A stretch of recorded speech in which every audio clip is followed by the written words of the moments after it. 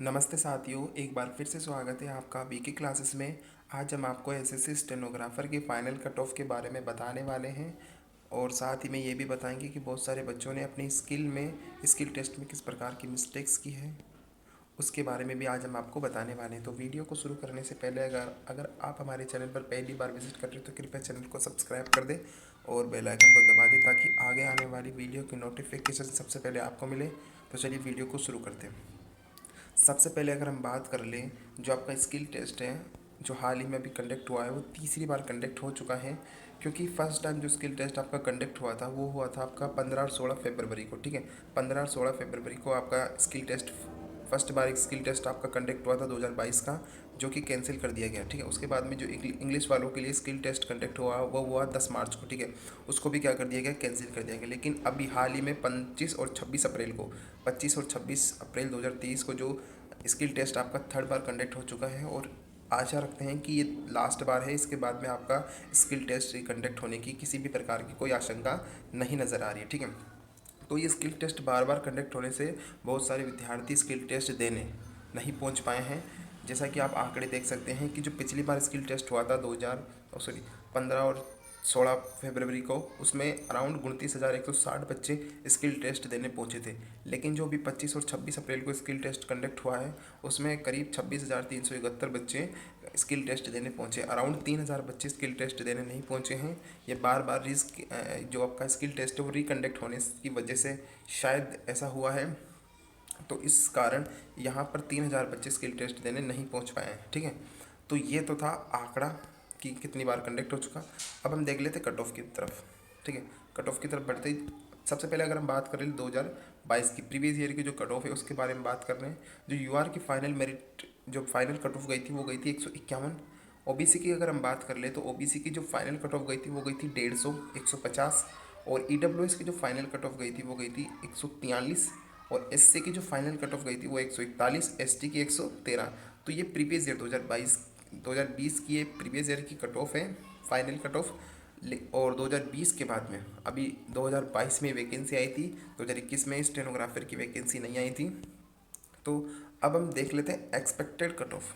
ठीक है, सबसे पहले अगर हम बात कर लें ग्रेड सी की एक्सपेक्टेड कट ऑफ। ठीक है, तो हम देखेंगे कि इस जो ग्रुप ग्रेड सी है उसकी कट ऑफ कितनी जा सकती है final cut off skill test होने के बाद में। ठीक है, तो सबसे पहले यहाँ पर आपको दिख रही होगी जनरल 130 और 142। इसका मतलब ये है कि जो आपका कंप्यूटर बेस्ड एग्ज़ाम हुआ था जो आपका कंप्यूटर बेस्ड एग्ज़ाम हुआ था, ठीक है, तो उसमें जनरल की जो कट ऑफ गई है वो गई है 130। प्री की जो आपकी कट ऑफ गई है वो 130 गई है।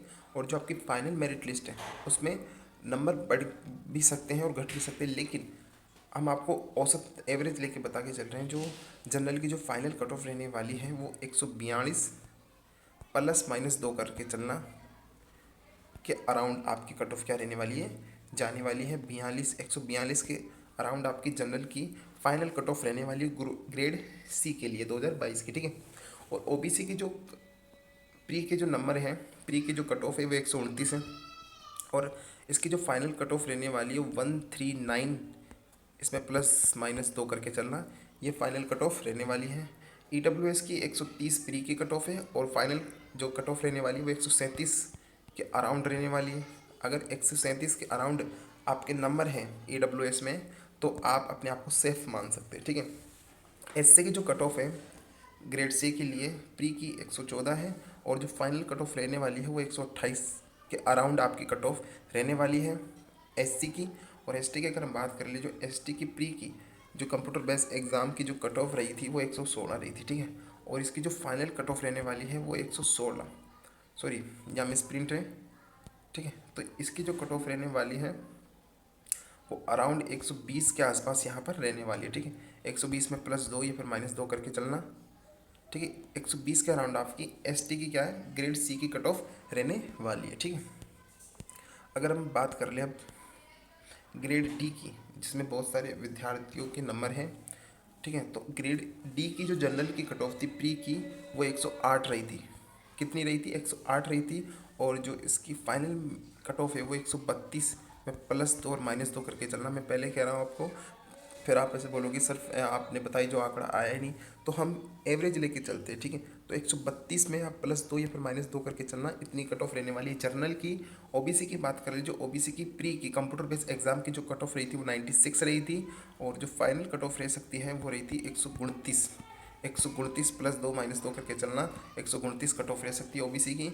और ईडब्ल्यूएस की जो प्री की कट ऑफ थी ग्रेड सी डी के लिए वो थी 90, और जो फाइनल कट ऑफ रह सकती है वो रह सकती है 126।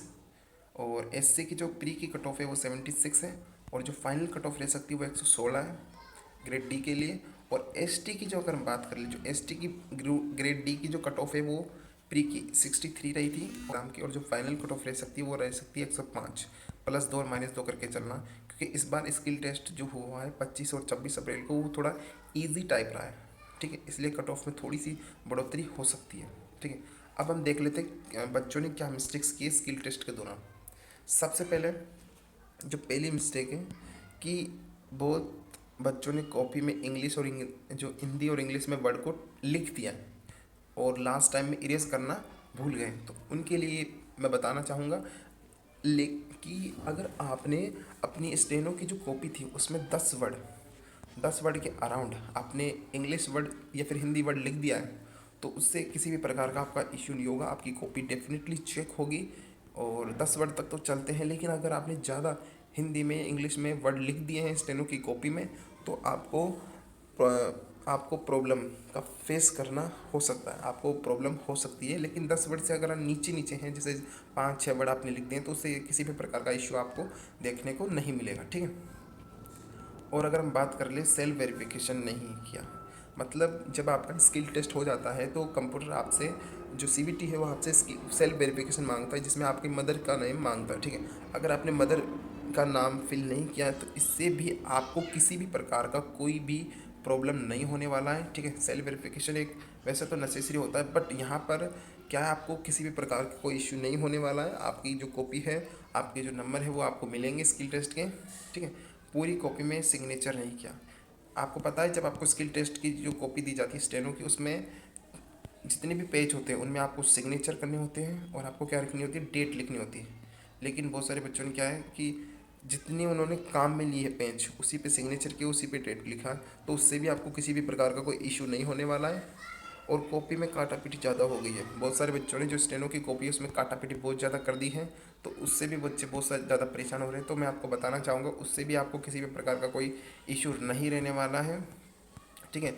तो ये छोटी छोटी बातें जिसे टेंशन आप मत लीजिए, आपको बस आपके स्किल टेस्ट की अब आपको अपनी रिज़ल्ट की तैयारी करनी है। और अब अब आपका जो रिज़ल्ट है वो आएगा, और उसके साथ साथ आपका पोस्ट प्रेफरेंस फॉर्म भी आने वाला है। तो पोस्ट प्रेफरेंस के लिए जो बेस्ट पोस्ट है, बेस्ट डिपार्टमेंट है, उससे रिलेटेड हम वीडियो बनाएंगे। कमेंट कर देना आप अगर आपको वीडियो चाहिए तो, और घबराने वाली ज़रूरत नहीं है, ठीक है। तो कैसा लगा है वीडियो कमेंट करके ज़रूर बताना। और वीडियो अगर चैनल पर पहली बार विजिट कर रहे हो तो कृपया चैनल को सब्सक्राइब कर देना और बेल आइकन को दबा देना, ताकि आगे आने वाली वीडियो की नोटिफिकेशन सबसे पहले आपको मिले।